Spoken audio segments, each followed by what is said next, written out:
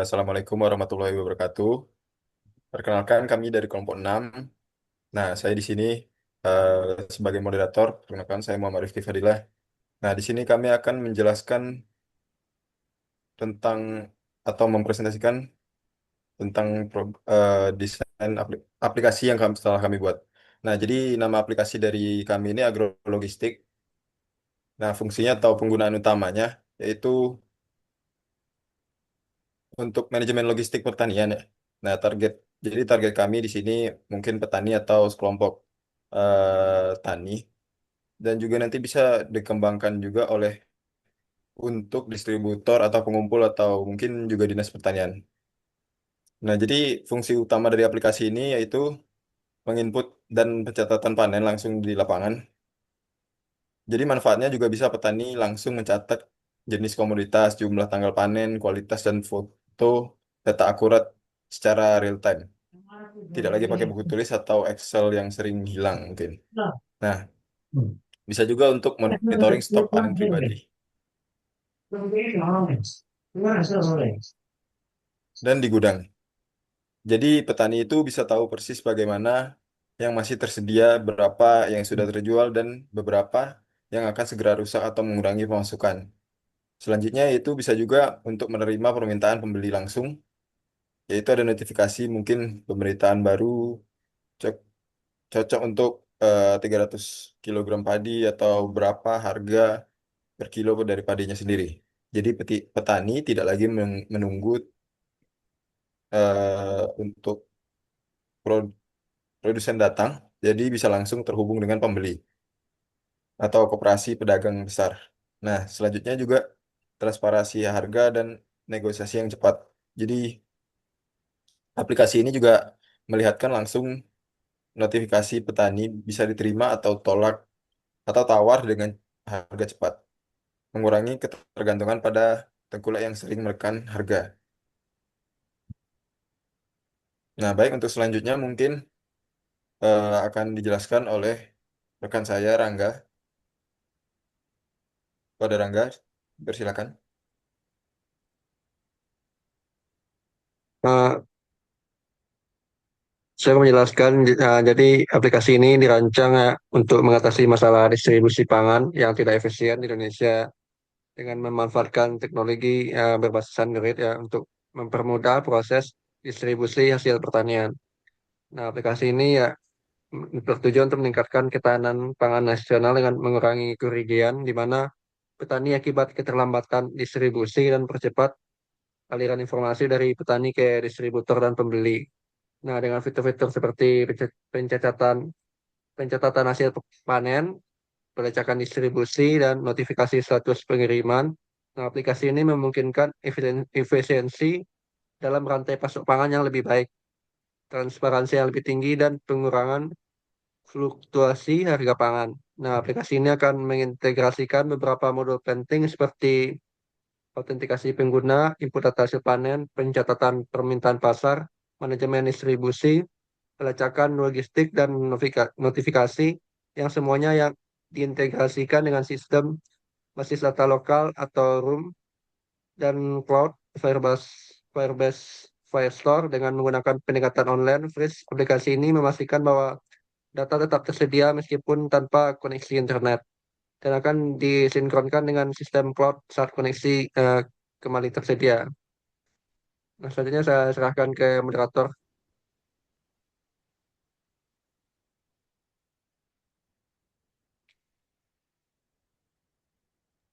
Nah, baik, terima kasih pada Rangga.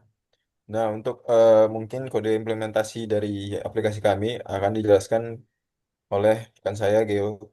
Untuk pada Geo dipersilakan. Baik, izin saya Raffi Givazi dengan NIM 233466015 akan melanjutkan menjelaskan gimana struktur file dari penerapan program untuk aplikasi ini ya. Nah, untuk IDE pengembangannya aja itu menggunakan Android Studio, lalu menggunakan bahasa pemrograman Kotlin dan Jupyter Compose. Untuk arsitekturnya sendiri yaitu MVVM, berarti model VV model. Nah, pendekatan untuk database-nya itu hybrid offline first, di mana ini diterapkan karena mengingat petani itu berada di mayoritas berada di pedesaan yang mana ini jarang menggunakan akses internet atau keseringan mengalami gangguan internet. Maka hybrid offline first ini adalah metode yang sangat tepat karena tidak terlalu bergantung pada internet. Yang pertama, lalu eh, dapat mempermudah petani menyimpan data terlebih dahulu di lokal sehingga eh, tidak terlalu bergantung dengan internet. Nah, selanjutnya untuk file konfigurasinya sendiri itu di Gradle ini daftar modul tentu untuk daftar modulnya misalkan untuk versi plugin besarnya misalkan sini tentu ada pakai Firebase ya untuk database online-nya untuk yang di cloud. Lalu untuk semua setting di app Gradle KTS ini itu mengaktifkan Compose. Nah, lalu autentikasi Firebase dan room untuk database lokal. Nah, untuk pengimplementasian mapnya sendiri agar si petani bisa menginputkan lokasi dan si distributor bisa tahu atau melacak gimana proses dari pengiriman barang atau sayur gitu. Nah, di sini tentu menggunakan API Google Map yang API key-nya ini di value. Nah, ini pakai Android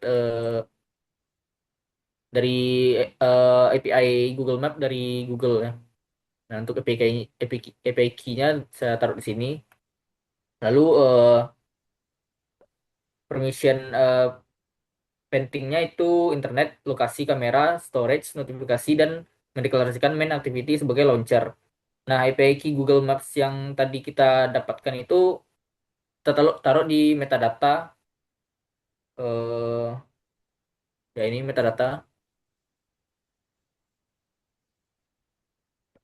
Lalu aplikasi dan activity itu ini pintu masuk untuk dependency injection. Nah, kita pasang tema material 3 yaitu agro tema agro ya. Dan panggil agro navigation host buat ngatur flow layarnya. Nah, navigasi dan layar yang kita buat menggunakan Compose itu router utama ada di UI navigation. Nah, rutenya simple ya. Itu pertama tentu login dulu atau register, sign up atau sign in. Nah, lalu langsung mengalihkan ke bagian dashboard, start dari login, lalu pindah sesuai hasil autentikasi. Nah, untuk UI screen,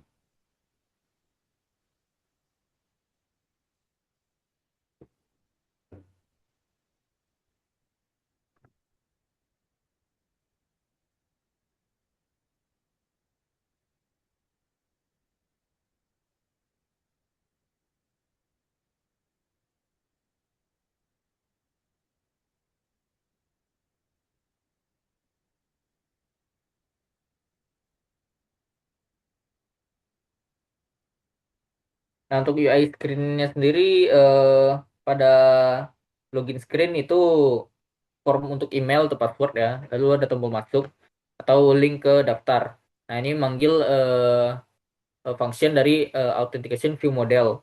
Dan nanti ini bakal nge-trigger ke state loading sukses statusnya ya status apakah bakal sukses atau error gitu.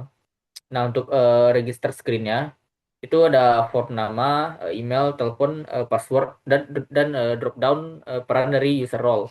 Misalkan login sebagai petani, login sebagai distributor atau user gitu. Lalu nah, di sini nanti fitur perannya ini eh, nah selanjutnya itu ada tema UI ya.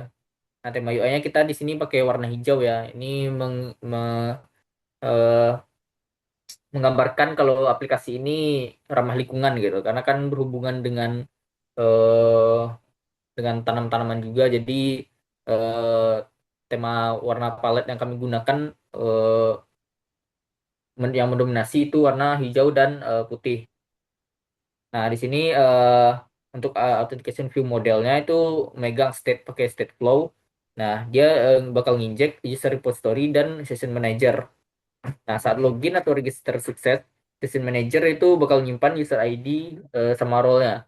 Lalu UI diarahkan ke dashboard. Nah, untuk session manager sendiri itu tugasnya simple ya. Dia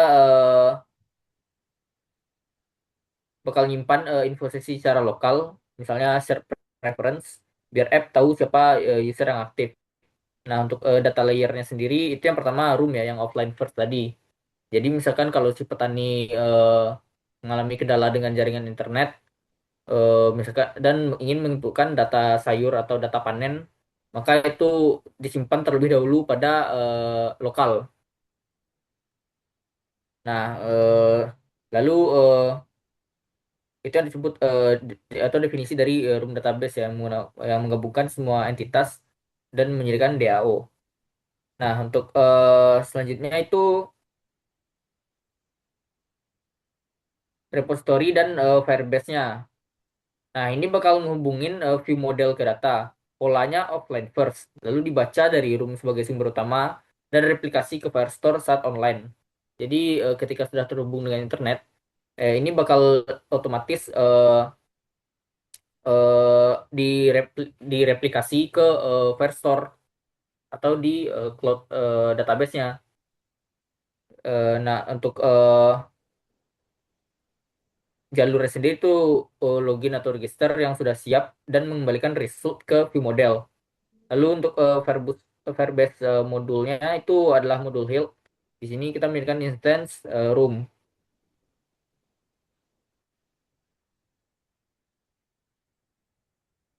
Nah, di sini ada uh, untuk local tracking, notifikasi untuk entitasnya.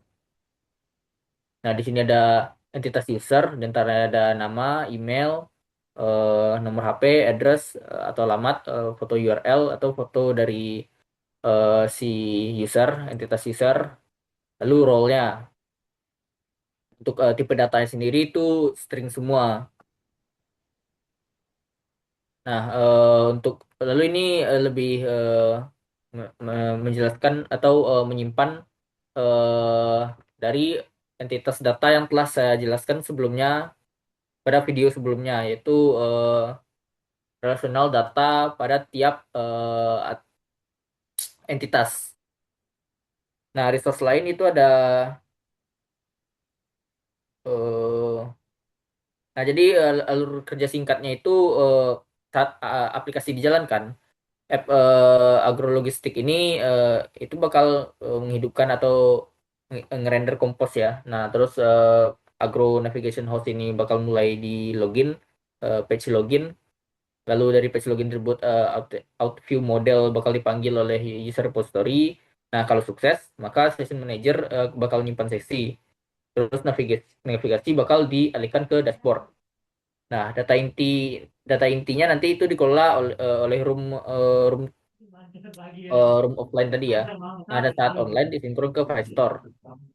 Map dan untuk map dan locationnya itu sudah siap dari sisi permission dan API key. Jadi tinggal pakai di layer tracking kurir. Nah, di sini ini API key yang tadi. Baik, mungkin cukup itu saja. Saya kembalikan pada moderator. Baik, terima kasih pada Geo. Nah, jadi intinya dari aplikasi agrologistik kami ini adalah aplikasi mobile yang menghubungkan petani langsung dengan pembeli untuk membantu mencatat panen, memantau stok, dan mengurangi pemborosan hasil pertanian sehingga memperkuat ketahanan pangan dari hulu. Nah, jadi mungkin itu sekian saja presentasi dari kelompok kami. Bila ada kurang, kami mohon maaf. Wassalamualaikum warahmatullahi wabarakatuh.